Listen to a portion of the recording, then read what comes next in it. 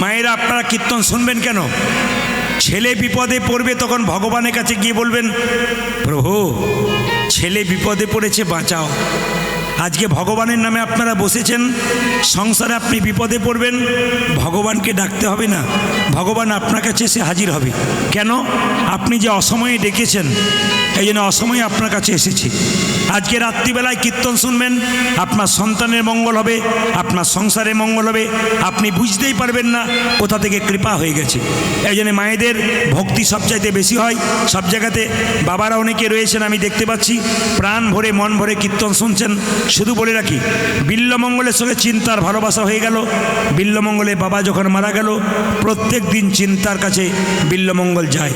একদিন চিন্তা বলল, ঠাকুর আমাকে কথা দাও, কাল তোমার বাবার শ্রাদ্ধ, কাল তুমি আসবে না। আমি তোমাকে কথা দিলাম কালকে আসবো না, তবে এক মুহূর্ত তোমাকে না দেখে থাকতে পারি না। যদি কালকে চলে আসি, তুমি যেন বিষ খেয়ে আত্মহত্যা করো না। সবাই লক্ষ্য করুন, বিল্লমঙ্গল কথা দিল, আমি কালকে আসবো না, যদি আসি তুমি কিন্তু মরো না। মায়েরা তাকাবেন, বিল্লমঙ্গলে বাবার শ্রাদ্ধ, ব্রাহ্মণ ঠাকুর মন্ত্র পড়াচ্ছে, বল বিল্ল নমঃ বিষ্ণু নমো বিষ্ণু নমঃ বিষ্ণু নমো বিষ্ণু নমঃ বিষ্ণু নমো বিষ্ণু নমঃ বিষ্ণু। নমো বিষ্ণু। মন যদি থাকে কিয়া বনে কি করিবে হরি, নাম কীর্তনে। ও মায়েরা, কীর্তন শুনছেন, মন যদি আপনার এখানে থাকে তো ভালো, আর যদি ঘরে মন থাকে তাহলে কীর্তন শুনে কী লাভ হলো? একটা প্রমাণ দিয়ে দিই আপনাদের, একটু জেনে নিন।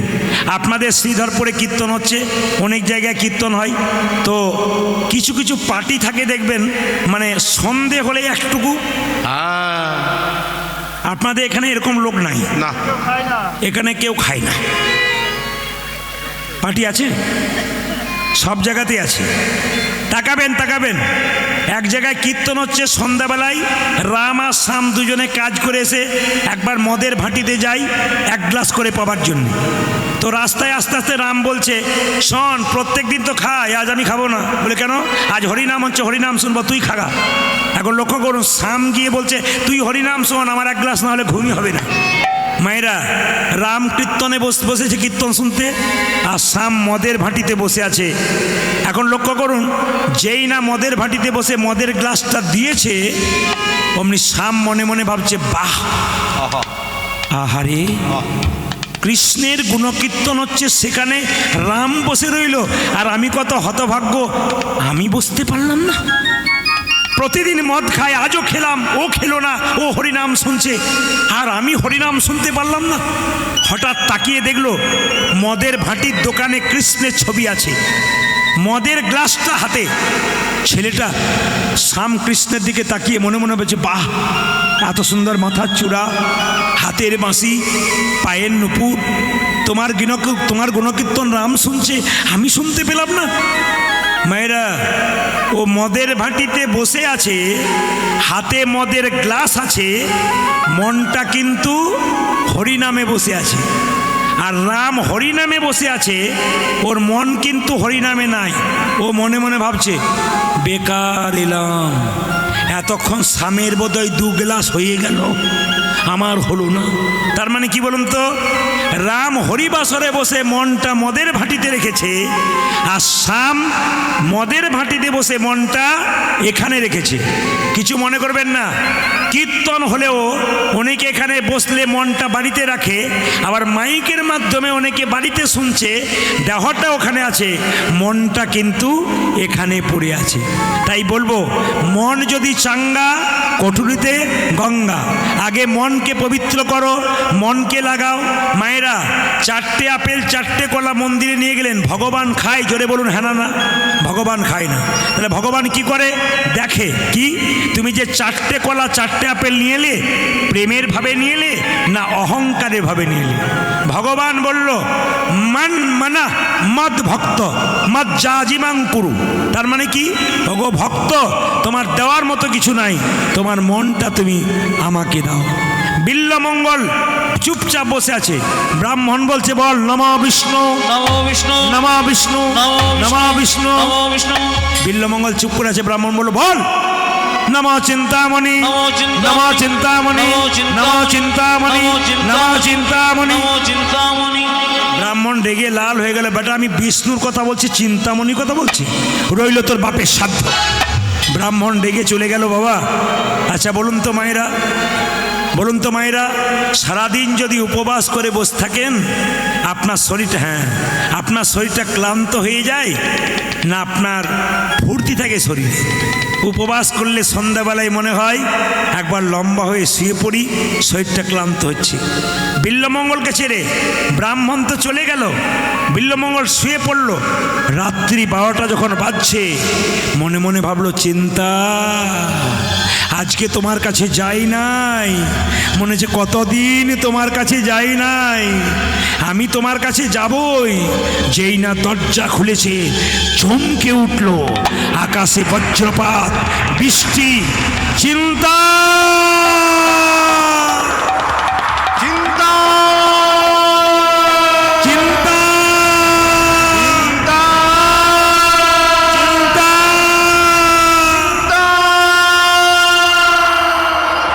এত বৃষ্টি হয়েছে মা, কৃষ্ণবেন্না নদীতে প্রচণ্ড জল। ওই পারে থাকে চিন্তামণি, এই পারে কে থাকে? বিল্বমঙ্গল। বিল্বমঙ্গল মনে মনে ভাবছে, চিন্তা তুমি জানো আমি তোমাকে ছাড়া থাকতে পারবো না, নদীতে এত জল, তুমি একটা নৌকা পাঠাতে পারলে না? আরে বাবা নৌকা পাঠাতে হবে না, একটা কালো কাঠ পাঠাতে পারতে, ওটাকে ধরে আমি তোমার কাছে চলে যেতাম। হঠাৎ করে মনে মনে ভাবলো, এই চিন্তা তুমি কাঠ পাঠাওনি, কিন্তু আমি তাকিয়ে দেখো আমি সত্যি তোমাকে ভালোবাসি, এই দেহটাকে নৌকা করে জলে ঝাঁপ দেব, সবাই দেখবে, যদি মৃত্যু হয় তবে চিন্তার জন্যে মৃত্যু হয়ে গেল। বিল্বমঙ্গল দেহটাকে নৌকা করে কৃষ্ণবেন্না নদীর জলে ঝাঁপ দিচ্ছে, ওই পারে চিন্তার কাছে যাবার জন্য। পারে কর হে ও হে চিন্তা, নিতাই গৌর হরি হরি বল ধ্বনি। হরে ঘর হে ধ্বনি। চিন্তামণি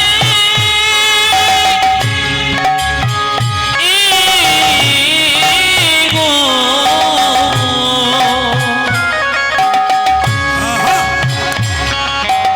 মায়েরা ভক্তি করে উলুধ্বনি দেবেন, বিল্বমঙ্গল পার হচ্ছে।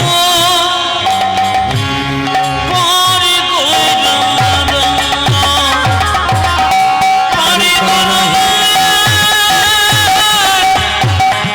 ও যে চিন্তামণি। আজ পার করা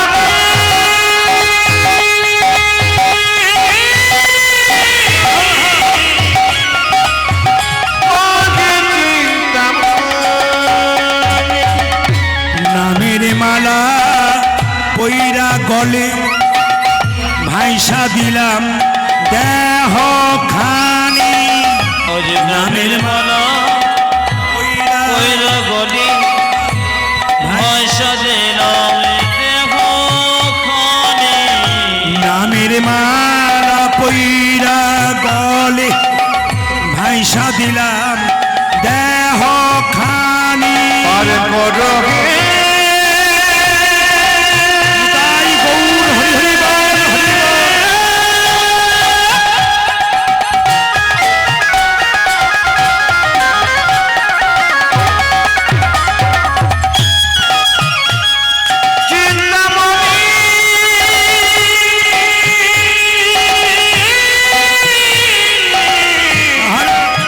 চিন্তামণি গো,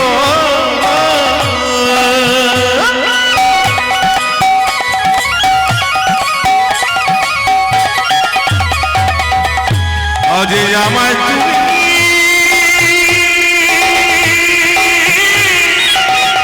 পার করো। নামের মালা পইরা গলে ভাইসা দিলাম দেহ খানে। পার কর হে ওরে চিন্তা। ওই চিন্তামণি পারি করো ওই চিন্তামণি। বিল্লমঙ্গল ঝাঁপ দিল, নদীতে প্রচণ্ড জল। হঠাৎ বিল্লমঙ্গল দেখলো, বাহ, এই চিন্তা, সত্যি তুমি আমায় ভালোবাসো। এই দেখো, নদীতে একটা কাঠ পাঠিয়ে দিয়েছো, ওই কাঠটাকে ধরে আমি তোমার কাছে চলে যাব। কালো কাঠ ভাসছে, বিল্লমঙ্গল কালো কাঠটাকে ধরলো, আর কেমনভাবে যাচ্ছে দেখুন। প্রেমা বেগে লইয়া ডুবাই জল বেগে, প্রেমা বেগে লইয়া ডুবাই জল বেগে, প্রেমা বেগে লইয়া ডুবাই জল বেগে। এই তো জয় রে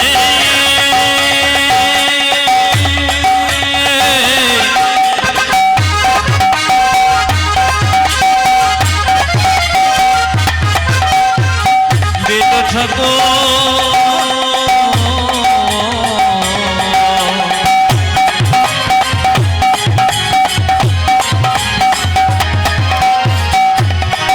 চলে চলে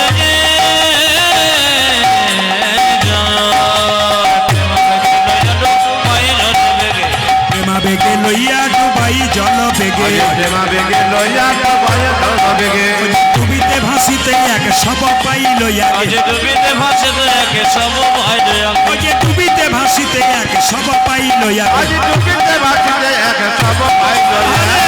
ভেসে ভেসে চলেছে, আজ ভেসে ভেসে চলেছে ভেসে ভেসে চলেছে, ভেসে ভেসে চলেছে। মনির প্রেমে পাগল হয়ে ভেসে ভেসে চলেছে, চিন্তামণি প্রেমী পাগল হয়ে ভেসে ভেসে চলেছে মনির প্রেমে পাগল হয়ে ভেসে ভেসে ও চলেছে। তোরা মনে প্রেমে পাগল হয়ে ভেসে ভেসে চলেছে। ডুবিতে ভাসিতে এক সব পাইল আগে, আজ ডুবিতে ভাসিতে একে সব ভাই ডুবিতে ভাসিতে এক সব পাইল আগে। ডুবিতে ভাসিতে এক সব পাইল আগে। আসলে শুনে নেবেন, জানতে পারবেন কোন জায়গায় যাচ্ছে। হঠাৎ দেখলো একটা কালো কাঠ ভাসছে, ওটাকে ধরে বিল্লমঙ্গল পার হয়ে গেল। কৃষ্ণবেন্না নদীর ওই পারে চিন্তামণি, বিরাট বড় প্রাচীর। বিল্লমঙ্গল জলে ভিজে সাঁতার কেটে গিয়ে প্রাচীরের সামনে দাঁড়িয়ে বলল, চিন্তা, তুমি আমায় সত্যি ভালোবাসো? তার প্রমাণ তুমি দিয়ে দিলে। জলে একটা কালো কাঠ ভেসে আসছিল, ওটাকে ধরে তোমার কাছে চলে এলাম। কিন্তু এ কি গো, তুমি কি ঘুমিয়ে গেছো নাকি? প্রাচীরটাতে দরজাটা খোলা নেই? আচ্ছা, দরজা না খোলা থাক, তুমি নদীতে যখন কাঠ পাঠালে একটা দড়ি ঝুলিয়ে দিতে পারতে। যেই না প্রাচীরের দিকে তাকিয়ে দেখলো, প্রাচীরের গর্তে এক সর্পমুখ দিয়া, সর্বমুখ লঙ্ঘিত হইয়া আছে লেজ ঝুলিয়া। মেয়েরা অন্ধকারে প্রাচীরের দিকে তাকিয়ে দেখলো একটা কালো দড়ি ঝুলছে।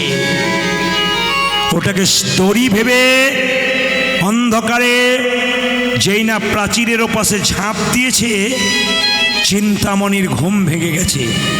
চিন্তামণির পাশে একটা মেয়ে থাকতো, তাকে দাসী বলতো। চিন্তা বলছে, দাসী দেখ তো চোর টোর পড়লো নাকি। চিন্তামণির দাসী একটা লণ্ঠনের আলো নিয়ে ছুটে এসে বলল, এ কি ঠাকুর, তুমি এলে কি করে গো? নদীতে এত জল, তুমি এলে কি করে? কেন গো, তোমার চিন্তা আমার জন্য কাঠ পাঠিয়ে দিয়েছে। ও ঠাকুর, তুমি প্রাচীর পেরোলে কি করে? দরজা তো বন্ধ ছিল। কেন গো, তোমার চিন্তা একটা দড়ি ঝুলিয়ে দিয়েছে। দাঁড়াও দাঁড়াও, চুপচাপ বসো, দেখা দিও না। বলে, না, আমি আজ দেখা দেবো না। চিন্তাকে কথা দিয়েছে আজ আসবো না, কিন্তু আমি এসে পড়েছি, সকাল হোক তারপর দেখা করব। চিন্তা যখন শুয়ে আছে, সঙ্গে সঙ্গে তার দাসী গিয়ে বলল, চিন্তা। চিন্তা বলল, চোর পড়েছে নাকি? দাসী বলল, চোর পড়েছে, তবে ঘর চোর নয়, তোর মন চোর এসেছে। মনচোর এসেছে। ঘর চোর দেখেছেন, সাপ চোর দেখেছেন, মনের চুরি দেখেছেন, মন চোর কি বলছে? তোর মন চোর এসেছে। মনোযোগ এসেছে। দেখে এলাম ওরে চিন্তা, মন চোর এসেছে। আমরা দেখিল ওরে চিন্তা, মনচোর এসেছে। দেখে এলাম ওরে চিন্তা, মন চোর এসেছে। আমি দেখে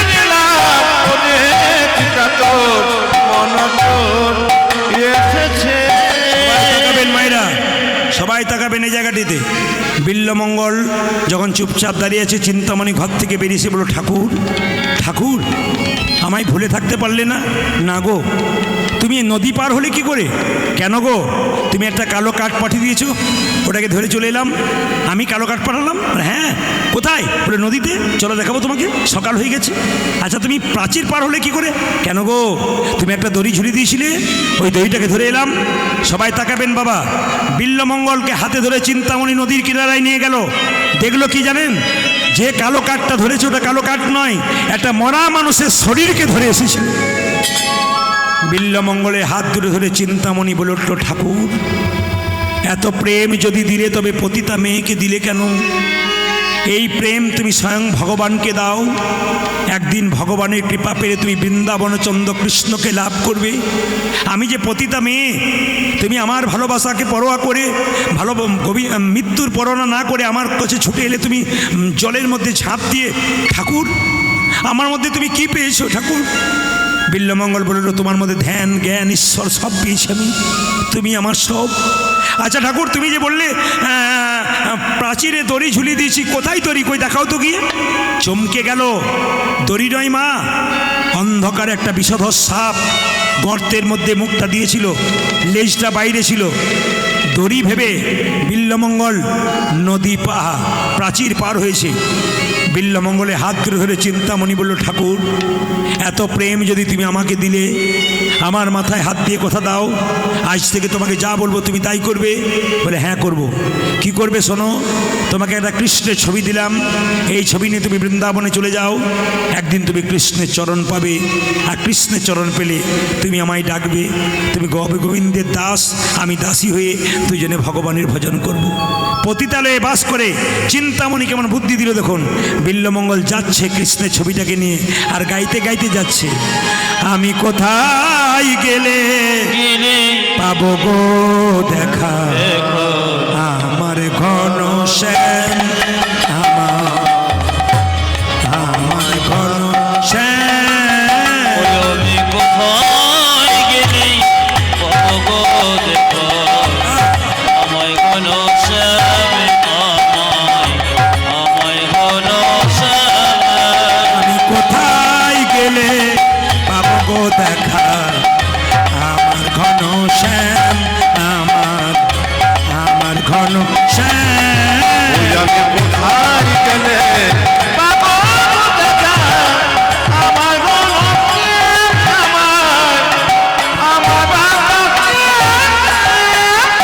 কোথায় আমার কৃষ্ণ কানা?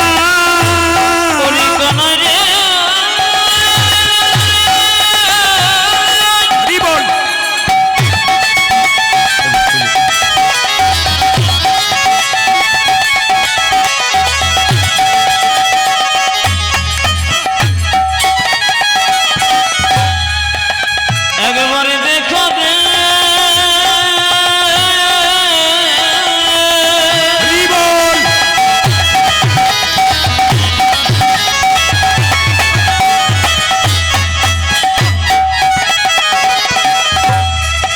ওরে কনয় দেখো দে।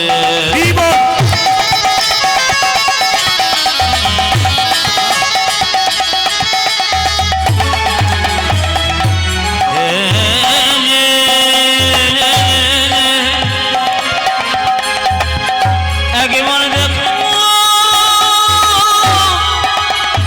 দে রে কামনা,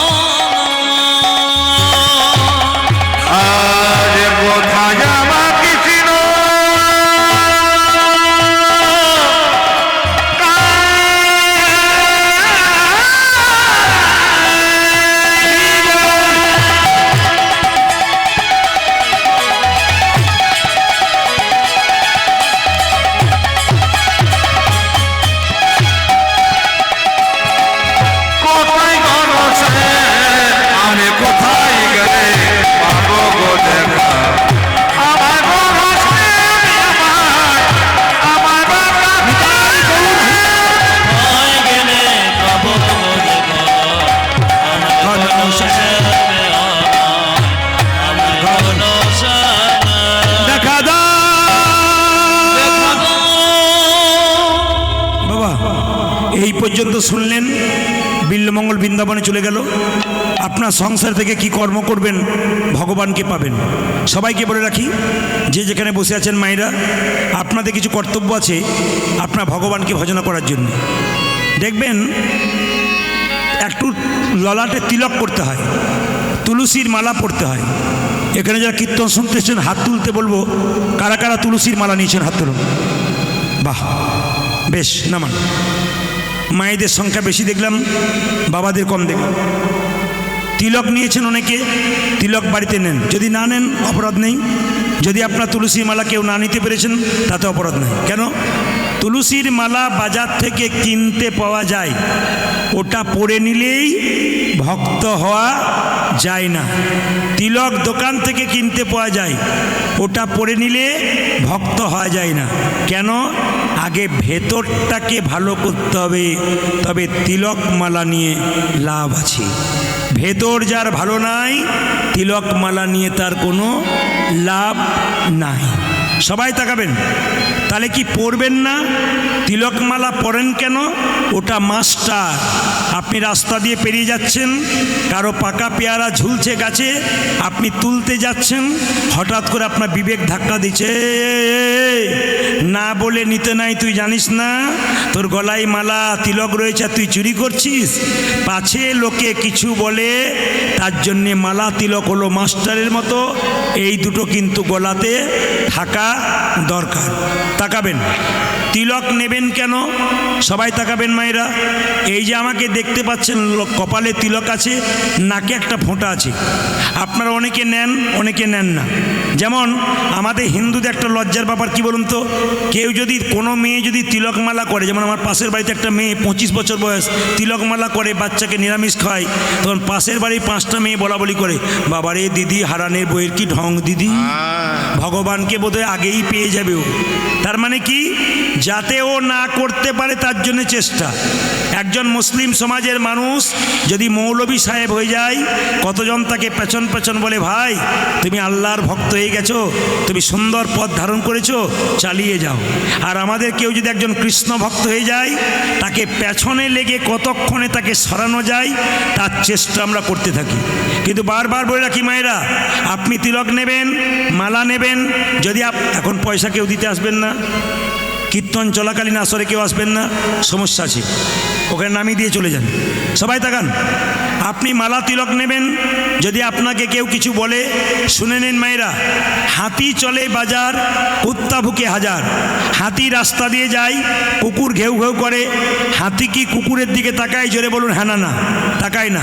যারা কৃষ্ণ ভক্ত তারা কেমন? তারা হাতির মতো হরিনাম করতে করতে রাস্তা দিয়ে চলে যাবে, কুকুরের দিকে কোনোদিন তাকাবে না। নিন্দুক যারা হয়, কুকুরের মতো হয়। মায়েরা, নিম পাতাকে যতই মিষ্টি রসে ভেজান, ওর তেতো কিন্তু জীবনে যায় না। নিন্দুক লোক যারা হয়, যতই ভালো কথা শোনান, ও কিন্তু ভালো কথা জীবনে শুনবে না। সবাই লক্ষ্য করুন মায়েরা, তিলকটা যে দেখছেন আমার কপালে, এই যে এই যে এই দিকে তাকাবেন, তিলকটা আমার কপালে দেখতে পাচ্ছেন, ডান দিকে একটা দাগ, বাঁ দিকে একটা দাগ। এই ডান দিকের দাগটা কি? ব্রহ্মা। বাঁ দিকের দাগটা কি মায়েরা? মহেশ্বর। মাঝখানে যে ফাঁকা জায়গাটা কি? বিষ্ণু। এই যে এখানে যে আমরা এই ফোঁটাটা নিই, সেটা কি? তুলসী পাতা। কতটা নেবেন? একটা নাককে 4 ভাগ করলে 3 ভাগ অংশ পর্যন্ত এই ফোঁটা নিতে হয়। অনেকে যারা লজ্জা করেন যে আমরা তিলক নিতে পারবো না, তাদেরকে বুদ্ধি করে দিয়ে যায়, কাল থেকে স্নান করে আপনি মন্দিরে যাবেন, তখন কি করবেন মায়েরা? হাতে একটু জল নেবেন, এই আঙুলে করে হরে কৃষ্ণ মহামন্ত্র বলে জল তিলক করে নেবেন। দাদা ভাইরা, কেউ দেখতে পাবে না, কিন্তু আপনার জল তিলক হয়ে যাবে। আপনি মন্দিরে যাবেন, তুলসী মন্দিরে স্নান করবেন, তুলসী মন্দিরে যাবেন বা ভগবানের মন্দিরে বাড়িতে যাবেন, এই আঙুলে করে একটু তিলক কেটে নেবেন, জল তিলক। দেখতে পাবে না, কিন্তু তিলক হয়ে গেল আপনার। ফোঁটা নেবেন, তিলক করে নেবেন, তারপর যা খাবেন খাবেন, তিলক নেবেন। যদি মনে করেন একটা ফোঁটা নেবো, সবাই যেন দেখে, আমার হয়ে যদি কেউ কৃষ্ণ ভক্ত হয়ে যায়, মহাপ্রভু শিখিয়ে দিয়েছেন আপনি আচরি ধর্ম অপরে শেখাই, আপনি না আচরিলে অপরে শেখানো না যায়। তাই তুমি যদি কিছু করে দেখাতে চাও, তুলসী গাছের নিচে যে মাটি রয়েছে ওই মাটিটা একটা ফোঁটা করে কপালে নাও। প্রশ্ন হবে মায়েরা, এই যে 5টা আঙ্গুল আছে, 4টা আঙ্গুলে তিলক ব্যবহার করা হয়, তাকাবেন এই আঙ্গুলে কাকে তিলক দেওয়া যায়, এই আঙ্গুলে কাকে তিলক দিতে হয়, এই আঙ্গুলে কাকে তিলক দিতে হয়, এই আঙ্গুলে কাকে তিলক দিতে হয়। কীর্তনে আসরে বসলে বহু কিছু জানা যায়। যারা দাঁড়িয়ে আছেন তারা জানছেন, যারা বসে আছেন তারা জানছেন। ধরুন আপনাদের আসরে একজন ভক্ত কিছুক্ষণ আগে তিলক দিচ্ছিল, আমি দেখতে পাচ্ছিলাম। তিলক দেওয়ার নিয়ম কি? যদি তিলক দেয়, যে দেবে, আপনি ধরুন আপনি আমাকে তিলক চাইছেন, তিলক দাও বাবা, আপনাকে কেমন দেবো? এইরকম। ব্রাহ্মণ ঠাকুর আপনাকে সিঁদুরে ফোঁটা লাগিয়ে দেবে কপালে। কোন আঙুলে দেবে? এই আঙুলে নয়, এই আঙুলে। খুব মাথায় রাখবেন, আপনাকে কেউ তিলক চাইছে, আপনি এই আঙুলে দেবেন। যদি এই আঙুলে দিলেন তবে দেওয়া সার্থক হলো, যদি এই আঙুলে কাউকে না দিলেন বেকার হয়ে গেল। আপনার বাড়িতে কেউ মারা গেছে কিংবা পাশের বাড়িতে কেউ মারা গেছে, মারা গেলে তার কপালে একটা তিলক দিতে হয়। তা কোন আঙুলে দেবেন? এটার নাম হচ্ছে তর্জনী। তর্জনী, এই আঙুলে করে মৃত ব্যক্তির কপালে তিলক দিতে হয়। সবাই তাকাবেন, এই আঙুলে করে মৃত ব্যক্তির কপালে তিলক দিতে হয়। আপনি নিজে তিলক নেবেন, কোন আঙুলে নেবেন? মধ্যমা। মধ্যমা মানে কি? মাঝের আঙুলটা করে। এইবার বলবেন ভগবানকে কোন আঙুলে তিলক দেব? অনামিকা। অনামিকা, এই আঙুলটা করে ভগবানকে তিলক দেবেন। কারণ যারা গুরুমন্ত্র নিয়েছেন তারা দেখবেন এই আঙ্গুল থেকেই গুরুমন্ত্র ভজন শুরু হয়। তাকিয়ে দেখুন সবাই। এই জন্য এই আঙ্গুলে ভগবানকে তিলক দিতে হয়, এই আঙ্গুলে টাচ করে তুলসী পত্র দিতে হয়, এই আঙ্গুলে টাচ করে বাতাসা দিতে হয়, এই আঙ্গুলে টাচ করে যা দেবেন ভগবানকে সেবা, এই আঙ্গুলটা টাচ হতে হবে কিন্তু, নইলে বেকার হয়ে যাবে। আপনার গুরুদেব বলছে আমাকে একটা ফোঁটা দিয়ে দে বাবা, আপনি কোন আঙ্গুলে দেবেন? যে আঙ্গুলে ভগবানকে দেন সে আঙ্গুলে আপনার গুরুদেবকে দেবেন। এই তিলক তত্ত্ব, সুন্দর সুন্দর কথাগুলো শুনবেন, আপনাদের জীবনে লাভ আছে। বিল্লমঙ্গল বৃন্দাবনে পথে যাচ্ছে আর গাইতে গাইতে যাচ্ছে। সবাই একবার হাত তুলে চলুন তো, আমরা বৃন্দাবনে যাই। সবাই বসে বসে একসঙ্গে হাত তুলুন। কৃষ্ণ কেশব, সবাই একসঙ্গে বাবা। কৃষ্ণ মাধব সুধা মাখা এই নাম, হরি নাম মধু মাখা এই নাম, নাম নাম উলধ্বনি। হরে কৃষ্ণ কেশব কৃষ্ণ মাধব আনন্দে হরে নাম, হরে নাম মধুমখ এই নাম। আপনাদের পরিবেশকে আমি প্রণাম জানাই। সত্যি আপনাদের পরিবেশ ভালো। হাত তুলে সবাই মিলে একসঙ্গে প্রেম সে। কালকে আর এই দিনটা পাবেন না, কালকে এখানে কেউ থাকবে না, সবাই ফাঁকা থাকবে। আজকে ভক্তি করে এসছেন ভগবানের মাটিতে। সবাই কৃষ্ণ কেশব, কৃষ্ণ কেশব সুধা মাখা এই নাম, হরি নাম মধু মাখা এই নাম, নাম নাম উলধ্বনি।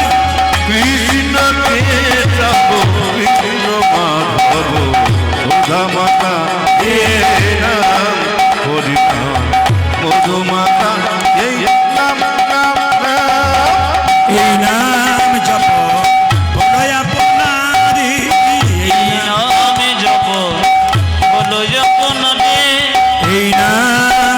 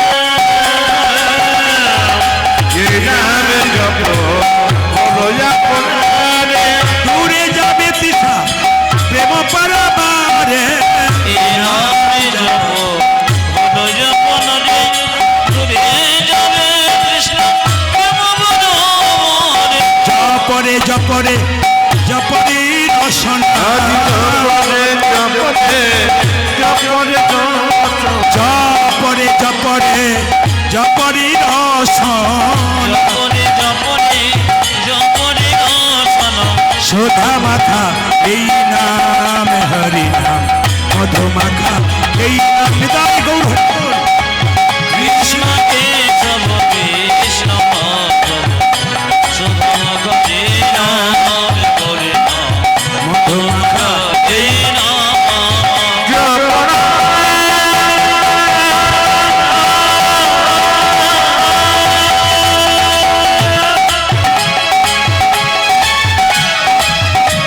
বলয়ে কৃষ্ণ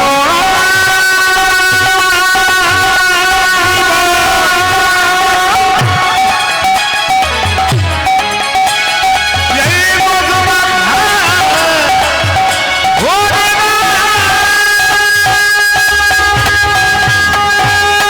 জোরে বলুন রাধা রানী কি আপনাদের শব্দটা শুনতে চাই রাধা রানী কি বাহ। শ্যাম সুন্দর কি আরো জোরে হোক মদন মোহন কি হরিবাসর কি সাধুগুরু বৈষ্ণব কি ঘুম আসছে তাদের কি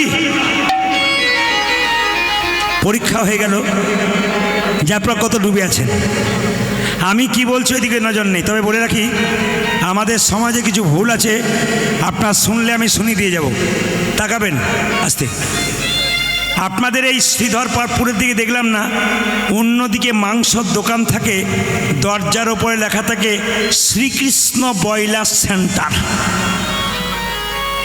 আমাদের লজ্জা কত দেখুন কি লেখা থাকে শ্রীকৃষ্ণ বয়লার সেন্টার কাটা 230 গোটা 110 আবার দেখবেন মায়েরা আপনাদের এখানে চটির দোকান আছে আমাদেরও আছে চটির দোকানের ওপর লেখা থাকে চৈতন্য শু হাউস মানে যে লিখেছে তারও চৈতন্য নাই আর যে কিনছে তারও চৈতন্য নাই তাকাবেন স্বয়ং মহাপ্রভু যার নামে চটির দোকান খুলেছে তার লজ্জাও নাই যে চৈতন্যের নামে চটির দোকান খুলেছে সেটা ভালো কথা কিন্তু যে বাক্সের নিচে চটিগুলো ভরা আছে তার উপরে চৈতন্য লেখা আছে যে কিনছে তারও চৈতন্য হয় নাই তাকাবেন যে যেখানে বসে আছেন আবার দেখবেন আপনাদের কীর্তন হয় সব জায়গাতে আমাদেরও হয় কীর্তন যেদিন হয় সেদিন বাড়িতে কিন্তু নিরামিষ চলে যেমন দেখবেন আমরা রাস্তা দিয়ে কীর্তন করতে যাই গাড়িতে তো কেউ কেউ চাঁদা আদায় করে দাদা রক্ষাকালী পুজো 100 টাকা ছাড়ুন আবার এক জায়গায় বলে শ্মশান কালী পুজো 100 টাকা ছাড়ুন আবার কোথাও বলে কি বলে অমাবস্যার কালী আজকে এই কালী পুজো অজ্ঞানের কালী 100 টাকা ছাড়ুন আমি হ্যাঁ গো তোমরা কালী পুজো করছো কেন কৃষ্ণ পুজো করতে পারো না তখন বলে তোমাদের কৃষ্ণ তো নিরামিষ ও তো কিছু খায় না আর কালী পুজো হবে সারা রাত্রি ধরে বুঝেছেন ব্যাপারটা বাবা যেগুলো সঠিক কথা সেগুলো তুলে ধরছি মানে আস্তে কালী পুজোতে খেতে পাবে আবার দেখবেন যেখানে শিবলিঙ্গ আছে সেখানে আমাদের হিন্দুদের অনেক ছেলে দেখবেন জল ঢালতে যায় তাকাবেন মেয়েরাও জল ঢালতে যায় খুব ভালো কথা বাঁক কাঁধে নিয়ে কিন্তু বলতে বলতে কি যায় শুনলে চমকে যাবেন কি বলতে বলতে যায় বাবার বড় টেম্পার উঁচু নিচু বাম্পার বাবার বড় টেম্পার উঁচু নিচু বাম্পার আলু ঝিঙ্গা পোস্ত বাবা ভালোবাসতো আলু ঝিঙ্গা পোস্ত বাবা ভালোবাসতো আমি মনে মনে ভাবলো আচ্ছা বাণী তোদের আবার 2-4 জন দেখতে পাচ্ছি তাকান আমার দিকে এইরকম করে বাঁক কাঁধে নিয়েছে আর আর আর প্রাণ ঢুকিয়েছে মুখে বললেন প্রাণ বাবা মনে মনে ভাবছে বাবা রে তুই যা খাচ্ছিস আর এত সুন্দর জল আনছিস তুই আনবি কি রে তোর বাঁকের জলটা তো আমি নিজে তুলে নিয়ে আসবো তোর এত প্রেম কিছু মনে করবেন না মায়েরা আমি একটা ছেলেকে প্রশ্ন করেছিলাম, মা কাঁধে জল নিয়ে যাচ্ছ মন্দিরে, কোথায় যাচ্ছ? বলে শিবলিঙ্গে জল ঢালবো। বলে কেন যাচ্ছ? জল ঢেলে কী লাভ হয়? বলে ছেলে বউ মেয়ে সব ভালো থাকবে বলে। বলে বুঝলাম, সব ভালো কথা, কিন্তু আমার বক্তব্য হচ্ছে একটাই। বলে কি? হ্যাঁ, তোমার বাবা বেঁচে আছে? বলে হ্যাঁ বেঁচে আছে। বলে তোমার বাবা কি করে? বলে মাঠে চাষ করে। বলে গ্রীষ্মকালে তোমার বাবা যখন মাঠ থেকে এসে বসেছিল, তোমার বাবার মাথায় এক ঘটি জল দিয়েছিলে তো? বলে দিই নাই। তবে তুমি বাবাকে ঘোরা ঘোরা জল দিলে বাবা নেবে না। কেন বলুন তো? নিজের জীবন্ত বাবাকে দেবে না, আর ওখানে বাবাকে দেবেন, বাবা কিন্তু নেবে না। আপনাদের প্রমাণ দিয়ে দিই। দুর্গার অষ্টমীর সময় দেখবেন আপনারা, দুর্গার অষ্টমীর সময় মায়েরা, দুর্গার অষ্টমীর সময় অনেক ছেলে স্ত্রী পুত্র কন্যাকে নিয়ে সুন্দর কাপড় পরে মা দুর্গাকে কি করতে যায়? পুষ্পাঞ্জলি দিতে যায়। নিজের বাবা মা ছেঁড়া কাপড় পরে বাড়িতে বসে আছে, পেট ভরে খেতে পায় না, অভাব, আর ছেলে কি করছে? মাকে পুষ্পাঞ্জলি দিচ্ছে। মা দুর্গা যেন বলতে চাইছে, মাটির প্রতিমা পুজিস রে তুই, আগে ঘরের মা বাবাকে পুজি গিয়ে। বাবা, আপনার বাবা শরীর খারাপ, দুটো রসগোল্লা খাবার জন্যে বারবার আপনাকে বলল, আপনি বলবেন আজ দেবো কাল দেবো করে দিলেনই না। বাবা মারা গেল, 2000 লোককে নিমন্ত্রণ করে দুটো করে রসগোল্লা খাওয়ালেন, এতে লোকে খেয়ে আনন্দ পেয়ে গেল, কিন্তু বাবার আত্মার শান্তি হলো না। তাই প্রত্যেকটি ছেলেদেরকে মেয়েদেরকে বলবো, বাবা মা বেঁচে থাকতে যদি বাবা মাকে দেন, তবে আপনার সাধ্যের পরে দেওয়া লাভ আছে। আর যদি জীবিত থাকাকালীন না দেন, সাধ্যের সময় 2000 লোককে প্যান্ডেল করে খাওয়ালে কোনো লাভ হবে না। কেন? বাবা মায়ের আত্মা শান্তি পাবে না। এইদিকে আবার দেখবেন, বাড়িতে অতিথি এলে আমরা কি বলি বলুন তো? অতিথি নারায়ণ। জোরে বলুন হ্যাঁ না না। অতিথি নারায়ণ। এইদিকে অতিথি নারায়ণ। আচ্ছা বলুন তো, আপনার বাড়িতে অতিথি এসছে, আপনি দোকান থেকে সবজি কিনলেন, ফল কিনলেন, 1 কেজি কিনলেন, নিয়ে খাওয়ালেন, অতিথি নারায়ণ না অতিথি অসুর?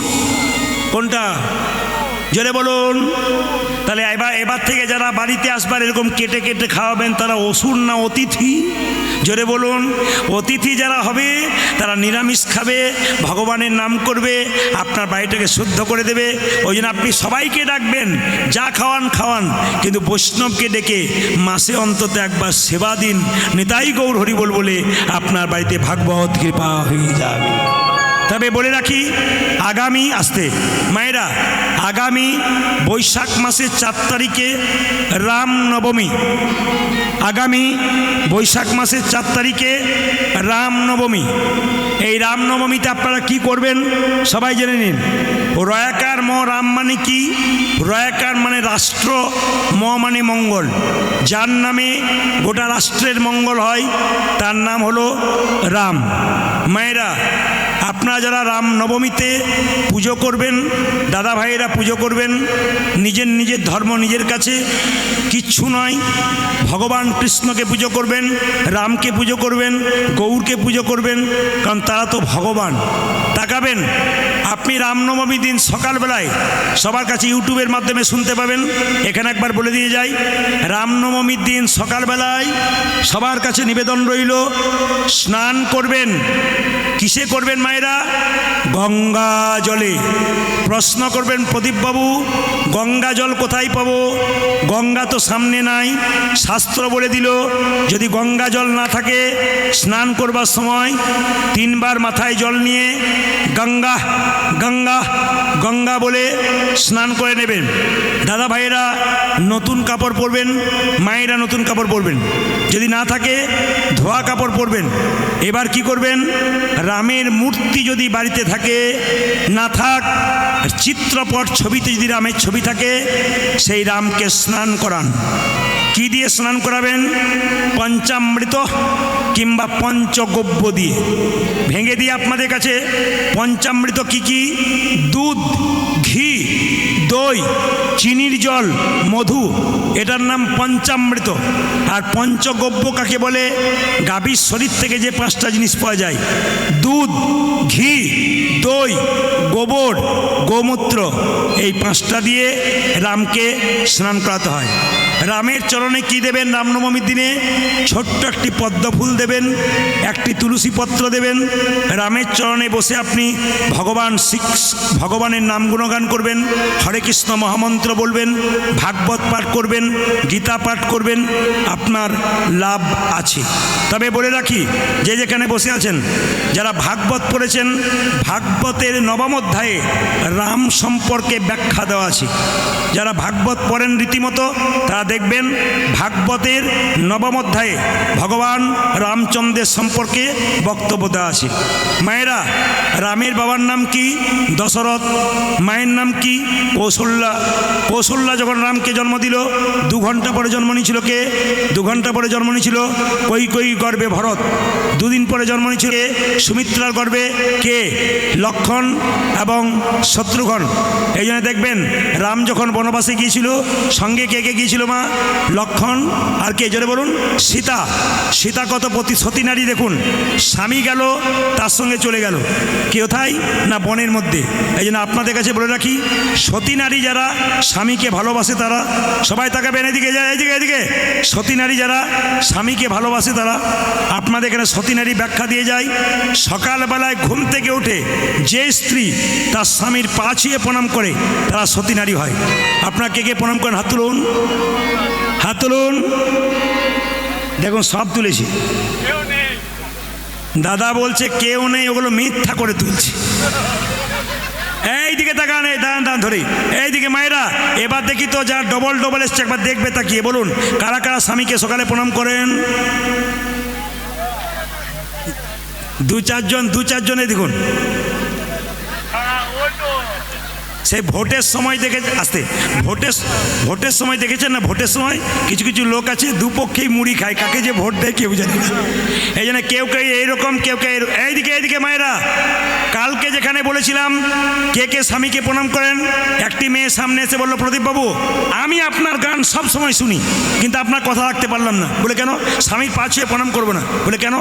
আমার বাবার কান মূল্যে 10 লাখ টাকা নিচে প্রণাম আমি করবো না। বললাম সে একটা দামি কথা বলি।